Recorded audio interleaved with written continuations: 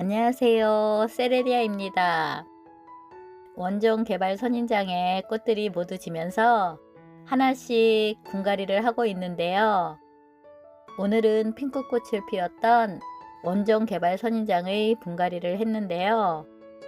작은 사이즈의 포트 여러 개를 분갈이 하는 것이라 지난 개발 영상과는 다를 것 같아서 또 올려봅니다. 영상에 보이는 이 선인장인데요. 꽃이 피고 있는 동안은 잎장이 조금 쭈글거렸는데요. 이제 대부분 회복을 하고 탱탱해지고 있습니다. 식물들의 분갈이를 할 때는 꽃을 보고 나서 분갈이를 하는 것이 더 좋습니다. 개발 선인장은 워낙 다하로 피기 때문에 꽃을 피는 동안 에너지를 많이 소비해서 잎장이 많이 수축되는데요. 그렇기 때문에 꽃이 지고 나서 바로 분갈이를 하지 마시고 1, 2주 정도 잎장을 회복시킨 다음에 분갈이를 해야 분갈이 후에도 스트레스를 덜 받고 회복도 빠르게 됩니다. 이제 꽃이 지고 한 1, 2주 지났는데요. 이 포트는 조금 덜 회복된 잎이 좀 있는데요. 전체적으로는 회복을 많이 한 상태입니다. 이 포트도 한번 볼게요. 꽃이 지고 나서 이렇게 잎장들이 탱탱하게 회복이 되었습니다. 이렇게 키가 작은 개발의 경우는 꽃이 지고 나서 시든 꽃과 잎장을 꼭 제거하지 않아도 돼요. 왜냐하면 키가 작기 때문에 뿌리에서 흡수한 물과 양분을 끝의 잎장까지 쉽게 나눠줄 수 있기 때문에 굳이 꽃과 함께 잎장 하나를 제거하지 않아도 되고요. 반면에 개발의 키가 아주 큰 경우는 꽃이 시들고 꽃과 함께 잎장을 2마디 정도씩 제거하면 잎장의 회복이 좀 더 빠르겠지요. 같은 양분을 적은 잎장에 공급해 주니까 빠르게 회복이 되는 원리입니다. 이것은 작은 포트를 여러 개 이렇게 넣어서 다화로 꽃을 감상하기 위해서 이렇게 해 놓았고요. 이제 합식을 해야겠지요. 꽃이 지고 나서 잎장을 하나도 제거하지 않았는데요. 분갈이를 하면 식물이 스트레스를 받으니까 이렇게 새로 나오는 잎은 모두 제거하겠습니다. 키가 작기 때문에 잎을 모두 하나씩 딸 거는 아니고요. 이렇게 빈약한 잎만 제거하겠습니다. 이것도 보면 잎장이 굉장히 튼튼하죠. 시든 꽃잎만 제거하고 잎장은 제거하지 않은 상태예요. 이렇게 건강합니다. 키가 큰 개발은 위까지 양분이 못 가니까 좀 제거를 하더라도 이렇게 키가 작은 아이들은 꽃이 지고 나서 부실한 잎만 이렇게 제거해 주면 됩니다. 내년쯤엔 이 선인장이 잎장이 좀 많이 나와서 좀 더 자랐겠지요. 그때는 상황을 봐서 시든 꽃과 잎장을 같이 제거할 수도 있습니다.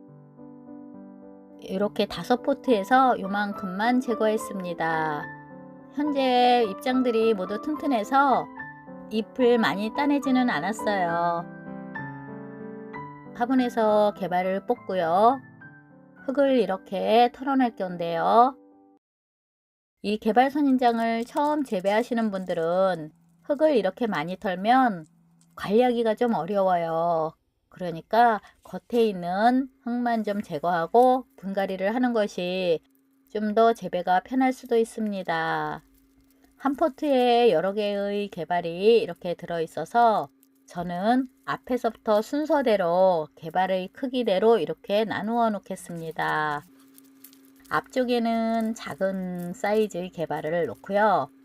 중간에는 중간 크기, 또 저 뒤쪽에는 큰 사이즈의 개발을 이렇게 분리해서 놓겠습니다. 저는 다른 식물도 그렇고 농원의 흙을 남겨놓는 걸 좋아하지 않습니다. 그 전에 제가 분갈이를 보여드린 것은 처음 재배를 하시는 분들을 위해서 흙을 털지 않고 분갈이 하는 방법도 예전에 많이 보여드렸을 겁니다. 이렇게 모두 뽑았는데요. 자세히 보면 이쪽에는 이렇게 좀 연약하고 작은 원종 개발을 놓았고요. 여기는 중간 사이즈, 이쪽은 이렇게 큰 사이즈의 원종 개발을 놓았습니다. 이렇게 분리해 놓으면 화분에 심을 때 편리합니다. 용토를 만들어 볼게요. 큰 화분에 합식할 거라서 용토는 3번 이렇게 넣겠습니다. 그리고 강물에도 이렇게 2번 넣을게요. 1대1로 넣지 않았어요. 왜냐하면 큰 화분이라 강모래 양이 많으면 강모래가 모래가 좀 작은 입자라 보습력이 강할 것 같아서 2번만 넣었습니다. 그리고 펄라이트도 이렇게 1번 하고 반 더 넣었습니다. 물을 주면 화분 위로 펄라이트가 떠서 싫은 분들은 펄라이트 대신 소림마사를 넣어도 됩니다. 이렇게 훈탄도 좀 넣었고요.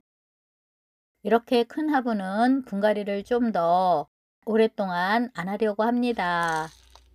그래서 용토 속에 이렇게 완효성 비료인 알갱이 비료를 좀 더 섞어서 넣겠습니다. 그리고 골고루 섞어줍니다. 이 정도의 용토고요.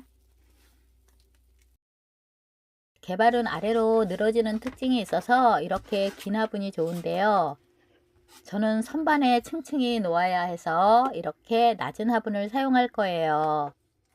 이렇게 긴 화분을 사용할 경우 지금 원종 개발은 크기가 큰 개발이 아니잖아요. 그러므로 아래쪽까지 흙이 있으면 과습의 위험이 있으므로 아래쪽에는 배수층을 깊게 만들어야 됩니다. 저는 여기에다 심을 것은 아니지만 깊은 화분에 심는 분들을 위해서 보여드릴게요. 이렇게 긴 포트를 놓고 배수층을 만든 다음에 분갈이를 하셔도 됩니다. 공기가 통하게 이렇게 V자로 아래쪽에 2군데 정도 잘라서 넣으셔도 되고요. 그냥 넣으셔도 그렇게 지장은 없어요. 빈 포트가 없다면 페트병을 이렇게 자르는데요. 이렇게 크게 자른 다음에 위에 깔망을 이렇게 덮어서 분갈이를 하셔도 되고요. 아니면 이렇게 구멍을 여러 개 뚫어서 분갈이를 하셔도 돼요. 보시면 아래쪽에 세모 모양으로 공기가 통하게 잘라냈고요. 이렇게 4군데에 깔망을 넣고 분갈이를 하셔도 되고요. 아니면 구멍을 작게 뚫었다면 그대로 분갈이 하시면 됩니다. 틈새에는 대립난석을 넣은 다음에 용토를 채워도 괜찮습니다. 그럼 이 화분에 분갈이를 해 볼게요. 화분이 커서 대립난석으로 이렇게 배수층을 좀 깊게 만들었습니다. 대립난석이 없다면 페트병을 아주 낮게 잘라서 사용하셔도 됩니다. 그리고 바로 용토를 채우셔도 돼요. 이 원종 개발을 크기별로 분리했잖아요. 가운데에 키가 큰 아이가 있는 게 좋아요. 그래서 가장 작은 개발을 외곽으로 이렇게 놓고요. 그 다음 흙을 살짝 덮고요. 중간 사이즈의 개발을 이렇게 넣습니다. 그리고 흙을 한 번 더 덮고요. 그리고 가운데는 가장 키가 큰 개발을 이렇게 넣습니다. 그냥 아무렇게나 개발을 배치하는 것보다는 훨씬 균형 잡힌 수영으로 성장을 할 겁니다. 그리고 개발을 하나씩 손으로 잡고 아래쪽의 흙을 손으로 눌러주면서 고정을 시켜줘야 돼요. 이렇게 모두 하나씩 아래쪽 흙을 좀 더 눌러줍니다. 그리고 흙이 좀 부족한 부분은 흙을 좀 더 채워가면서 수영을 잡아주고요. 이 개발이 조금 더 지지되기도 하고 물을 줄 때 나중에 물이 튀지 않도록 마사로 살짝 이렇게 뿌려서 덮겠습니다. 모두 이렇게 심어졌고요. 보기에는 아주 촘촘해 보이는데요. 그렇게 촘촘하지 않고요. 공기가 입장 사이에 흐를 수 있도록 사이사이 공간이 있도록 배치를 했어요. 보시면 사이사이 이렇게 공간이 있죠. 물 줄 때도 이렇게 노즐을 이 안에 놓고 사이사이 물을 줄 수 있어요. 보면 이렇게 공기 흐름이 좋도록 모두 공간을 두고 배치를 했고요. 아직 개발의 키가 크지 않아서 지금은 지지대는 필요 없습니다. 나중에 성장하는 것을 보고 지지대를 세우면 됩니다. 개발이 너무 건조해서 힘들 것 같으면 이렇게 입장에 스프레이를 해주고요. 겉흙에도 살짝 스프레이를 해줍니다. 방금 포트에서 뽑으면서 뿌리를 분리하고 그래서 뿌리에 상처가 좀 있을 거예요. 보통의 식물들은 분갈이하고 바로 물을 주는 것보다 식물 종에 따라 2일에서 일주일 정도 지나서 물을 주는데요. 개발선인장 같은 경우는 바로 물을 조금 줘도 그렇게 지장은 없지만 저는 2, 3일 정도 지나서 물을 줍니다. 처음에 물을 줄 때는 화분이 흠뻑 젖게 주지 않고요. 차츰차츰 물의 양을 늘려서 주는데요. 뿌리가 완전히 적응하고 나서는 요즘은 개발의 성장기잖아요. 그래서 물을 한 일주일에 한 번씩 흠뻑 줘도 괜찮습니다. 다만 환경에 따라 통풍이 좀 약하거나 보습력이 강한 흙을 사용했을 경우는 열흘에서 2주일에 한 번씩 물을 주는 것이 좋고요. 물을 주는 주기는 개인의 환경이나 용토에 따라 다를 수 있어요. 이렇게 분갈이가 끝나고 나면 처음에 그늘에서 한 2일 정도 두시고요.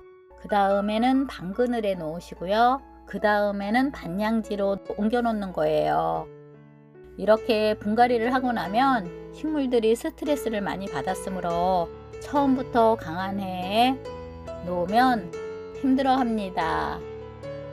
또 소식 전하겠습니다. 오늘도 이렇게 끝까지 봐주셔서 너무나 감사합니다.